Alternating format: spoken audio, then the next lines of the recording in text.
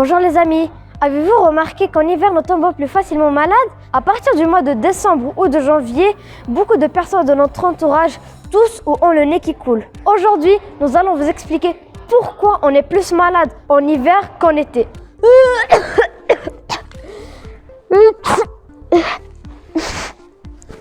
Ne vous inquiétez pas, je ne suis pas malade. C'est juste pour vous montrer qu'est-ce qui nous arrive en hiver. Mais vous êtes-vous déjà posé la question? Pourquoi cela ne nous arrive pas en été?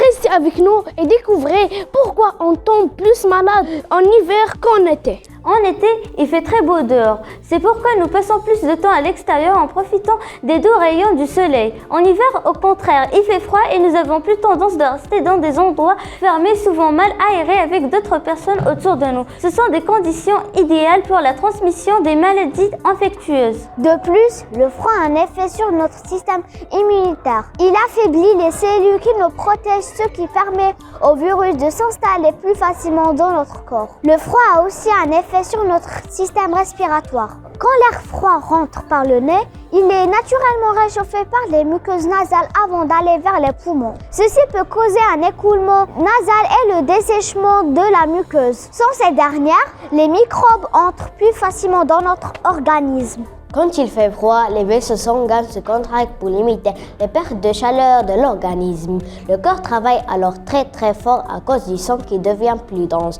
Ceci peut favoriser les pathologies cardiovasculaires chez certaines personnes. Comme vous l'avez compris, le froid change nos habitudes et a des effets sur notre corps qui devient plus vulnérable face aux virus et aux microbes. Voici quelques conseils pour éviter d'être malade en hiver. 1. Bien aérer la maison pour se débarrasser des virus présents dans l'air. 2. Avoir une bonne alimentation saine, équilibrée et riche en fruits et légumes. Généralement, en hiver, nous mangeons des plats riches en sucre et en graisse et nous oublions les légumes et les laitues. Oui, c'est bon et ça nous apporte un certain réconfort, mais ce sont des aliments mauvais pour la santé et ils favorisent les pathologies cardiovasculaires. 3. S'habiller chaudement.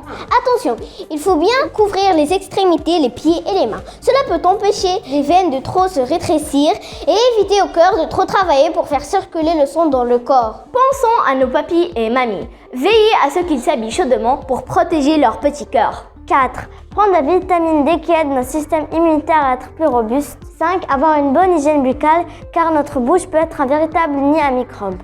Finalement les amis, nous ne tombons pas malades en hiver à cause du froid. Ce dernier est indirectement coupable. Il ne provoque pas les maladies respiratoires car celles-ci sont causées par des virus. Par contre, comme vous l'avez compris, le froid facilite l'introduction de ces virus dans notre corps. À la prochaine les amis, on se retrouve bientôt dans un nouvel épisode.